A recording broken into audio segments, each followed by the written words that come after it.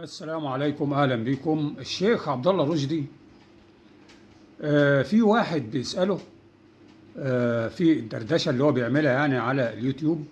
بيقول له: يا شيخ، انا دلوقتي مسافر مسافه طويله قبل الظهر والعصر، فهل ينفع اصلي قبل ما اسافر الظهر والعصر مع بعض علشان ما يفوتونيش وكده؟ فشوفوا بقى الشيخ عبد الله رشدي الازهري اللي المفروض يتكلم بالكتاب والسنة ويديله أدلة من الكتاب والسنة، لا بيدي لهذا السائل دليل بفنان راقص ومغني اللي هو عبد الحليم حافظ. هنسمع دلوقتي المقطع، وحاجة في منتهى المسخرة.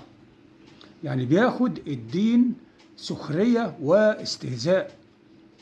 بيقول له يعني الشيخ عبد الله رشدي ده بيرد بقى على السائل، بيقول له: اعتبر نفسك ان انت مسافر مثلا من القاهرة للقمر، عندك واحدة مثلا في القمر انت بتحبها وهتطلع لها. يعني حتى بيشجع الشباب على الفسق والفجور وحب النساء بطريقة غير شرعية. بيقول له: عندك واحدة في القمر انت بتحبها ورايح لها، تمام؟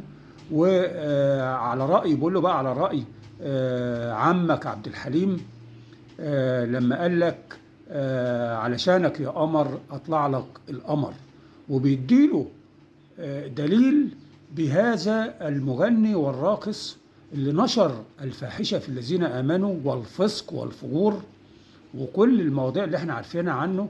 ويعني لا يمت الإسلام بصلة. مش هو ده يعني عبد الحليم ده اللي نشر الفساد والفسق بين المسلمين بأغانيه وأفلامه ورقصه ونشر الفاحشة في الذين آمنوا؟ الشيخ عبد الله رشدي الأزهري اللي هو عايز يعمل نفسه يعني شاب روش وشيخ روش وكده، فيديله دليل يخلي الشباب يتبعوا أهل الفسق وأهل الفجور وأهل الفاحشة. يقول له: عمك عبد الحليم بيقول كذا يا قمر، أنا أطلع لك مش عارف القمر، علشانك يا قمر أطلع لك القمر. بدل ما يقول له مثلا يجيب له حديث شريف أو آية قرآنية محترمة دليل على الكلام ويقنعه، بيخلي بمنتهى يعني الخبث إن الشباب يعني يستسيغوا هؤلاء الفنانين اللي بينشروا الفاحشة والفسق ويتبعوهم ويمشوا وراهم ويبقوا الدليل بتاعهم. اسمع كده هذا المقطع علشان تقول رأيك.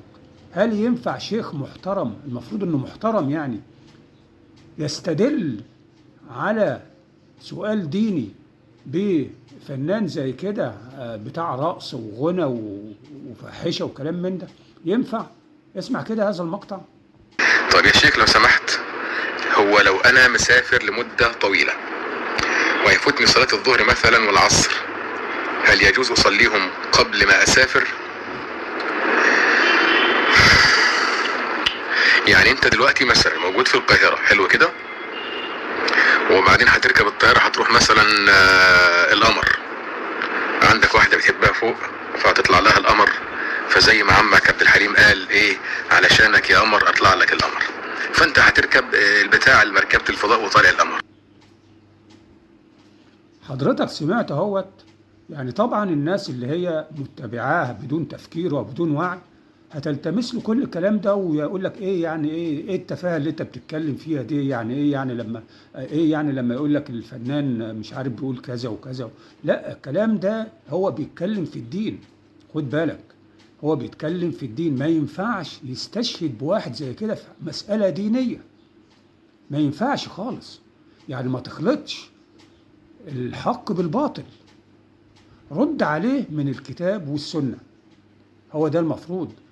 واللي يتبعه اللي هو موافق على كلامه ده يبقى هو فعلا قدر يأثر فيك ويخدعك ويدمر عقيدتك. والسلام عليكم ورحمة الله.